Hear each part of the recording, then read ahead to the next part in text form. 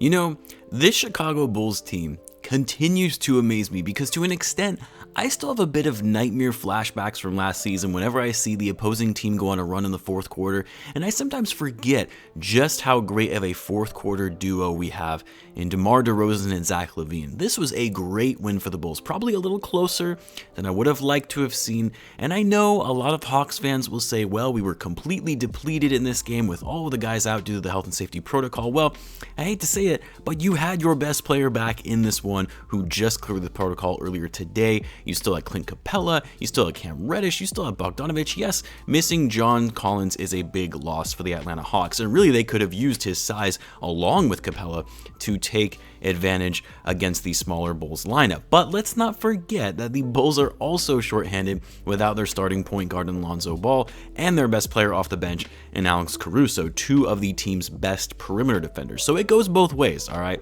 Not only that, but the Bulls were playing on the second half of a back-to-back, traveling overnight from Chicago to Atlanta. So I'm not going to hear that noise that this should have been an easy win for the Bulls, but either way, the Bulls came out with the win. They win their fourth straight game and improved to 21-10 on the season, and now sitting just one game back from the top seed in the East. So what's going on, everyone? You're listening to Bulls Central here. Hope you're all doing well.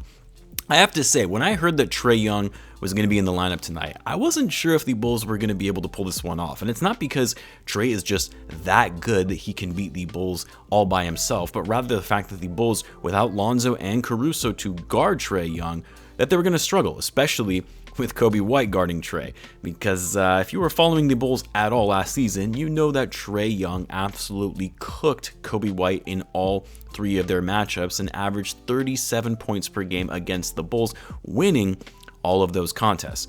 And when I saw that Coby was going to be in the starting lineup, which I think was a mistake, and I'll get into that, but when I saw him listed as the starting point guard, I knew we were going to be in for a long night. And you saw that right away in the first quarter. The Hawks came out hot. Trae was getting whatever he wanted on offense, whether it be easy feeds and passes inside to Capella, beating Coby to the basket on a drive and knocking a three right in his face. I won't lie, I was happy when Coby picked up his second foul early in the first quarter and was forced to sit as a result. And of course, right when Coby went out, the Bulls played considerably better with their overall flow on offense and their help defense on Trae Young. I know that Coby lovers aren't going to like me saying this, but it's because it's become so clear to me how much more impactful Dosunmu is on the court over Coby White. And it's mainly because Ayo plays well on both ends of the floor and is much more calculated in his approach on offense. I was pretty surprised to see that with Trae back in the lineup for Atlanta in this game, that Fleming actually decided to go with Coby over Dosunmu in the starting lineup, especially because Fleming saw what happened last season with Trae on Coby. Now, Coby did pick it up a bit in the second half anyway. He had some nice plays, especially in the third quarter. He played very well, and he also hit that big dagger three that sealed the game for the Bulls with less than 2 minutes to go, that put them up double digits. So I'm not saying Coby was trash tonight or that he's a trash player overall. Not at all. He actually played well in the second half. But when it comes to guarding an elite scorer like Trae Young, you don't prioritize Coby White over someone like Ayo. Both Coby and Ayo each played 25 minutes tonight. Ayo was a +9 and Coby was a +3. Coby finished the game with 13 points on 5 for 11 shooting, but he also had 0 assists. This coming from your starting point guard. Now, I'm really going to focus on the big three in this video because they were absolutely incredible in this game. All of them came up big time, especially in the fourth quarter. Like, I generally don't like to look at the stat sheet until after a game ends because I want to gather my thoughts and analysis purely based on the eye test and then try and compare that to how they performed statistically. And as I was watching, I knew they were shooting the ball well. I knew all three of these guys were shooting at a very good rate because they were hitting so many of their shots, but I didn't realize just how efficient they were with not only their scoring, but also their facilitating tonight. The big three of Lavine, DeRozan, and Vucevic combined for 25 of the Bulls' total 29 assists tonight. 25 assists between the three of them. That is incredible. Stepping it up in that manner when your starting point guard is out of the lineup. That is what you want to see from these guys.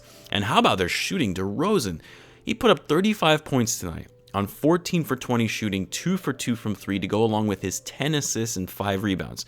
You know, I think I've gotten so used to the Bulls not really having talented players for so long that I became accustomed to thinking a guy isn't going to consistently just be able to hit shots night after night like nothing to it, and do it in a calm way to where you aren't forcing shots and panicking, even if the other team is going on a run. Like, I can't tell you how many shots this season that DeRozan has put up where I'm like, nah, that's not going in. Way too difficult of a shot. And it goes in. And I love the fact that the Bulls have given DeRozan the green light to take as many mid-range shots as he wants. To not worry about what all the analytics say in today's NBA that the mid-range jumper is the most inefficient shot in the game of basketball, because if you can hit them as well as DeMar does, then it's not really an inefficient shot now, is it? And what's also been great about DeMar having the green light to take these shots and play his mid-range game, which he excels at the most, is you've seen Lavine learn from this and to have him take more mid-range shots than he has his entire tenure with the Bulls so far this season. And guess what? Lavine has been knocking them down as well at an efficient rate. It also helps that Lavine is also an incredible three-point shooter too. But speaking of Lavine, he had another incredible game, especially in that first half where he scored 23 of his 30 points alone. 30 points on 11 for 21 shooting, 5 for 8 from 3, and for Lavine, a season high 9 assists as well to go along with his 4 rebounds. Lavine also had a team high of plus 18 tonight. And what I like seeing from Lavine, this past month really, is he's playing much smarter basketball. And you're not seeing hero ball that we got so used to seeing from him last season.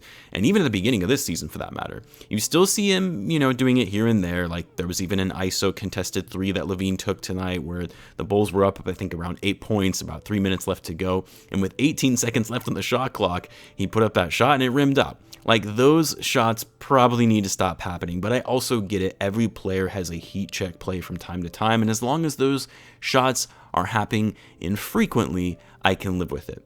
And then finally, Vucevic didn't really have the best first half and was fairly quiet on offense leading up to the fourth quarter, but boy, did he have some big shots in the fourth, including that banked in 3, which I died laughing when that went in, because that has to be so defeating if you're the Hawks that late in the game, and it put the Bulls up 10 with that shot. But more importantly, Vucevic has been much more aggressive in crashing the boards, and he's been doing so against some of the best rebounders in the game. Last night, you saw it against Sabonis, and tonight, out-rebounding Clint Capella.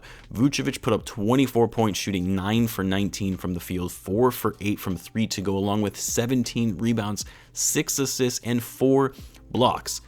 Look, man, for all of those who were calling for Vucevic to be traded, I think it's time to eat your words, because his presence in the middle, with his ability to rebound, score in the paint, but also spread the floor, and even more so with his playmaking ability as a big man, makes him such a valuable asset to this team. And now that he has finally started stringing some consistent, well-played games together, you've got to be very happy as a Bulls fan to see this trend continue. And I've said before, Vucevic is the X factor of this team because of what he brings on offense as another added threat to the Bulls when you already have lethal scorers in DeRozan and Lavine. Now, what I think was the most impressive thing about this game for me was the fact that the Bulls did not look like a team that just played last night in another city. Yes, a little sloppy to start, but, they didn't come out looking tired or disengaged. No, they were hustling and making plays from the get-go, and they maintained that energy throughout the game. I was a little concerned that they might slow down a bit from fatigue in the second half, but no, they actually turned it up a notch even further going into the second half. The Bulls, again, just like last night, were hot with their shooting 55% from the field, 49% from 3, and unlike last night, the ball movement and passing was there, putting up 29 assists compared to the 17 last night, and they took care of the ball much better than they did last night, only turning it over 7 times. They actually had 1 turnover by halftime, this compared to the 15 turnovers they had last night against the Pacers. And the Bulls have been scoring in a hurry in this one. This is their second game in their last 3 where they have scored 130 or more points. And you know what? Trae Young, yes, he still scored 29 points in his first game back, and even though he was destroying Coby in the first half, Trae still didn't shoot the ball all that well. 8 for 23 from the floor, 1 for 6 from 3. Limiting Trae to 1 3 in a game is the perfect recipe for a win. I will say, I was very impressed with Cam Reddish tonight. The guy has really improved over the course of this past season. He was really keeping the Hawks in this thing with his 8 threes that he had tonight. But either way, it wasn't enough to take out the Bulls' big three, even without Lonzo Ball. And now the Bulls will head back to Chicago to play the Hawks again on Wednesday, where the Bulls will look to make it 5 straight wins for the first time since 2017, if you can believe that. But until then, as always, thanks for watching. Be sure to subscribe if you haven't already, and I will catch you guys in the next one.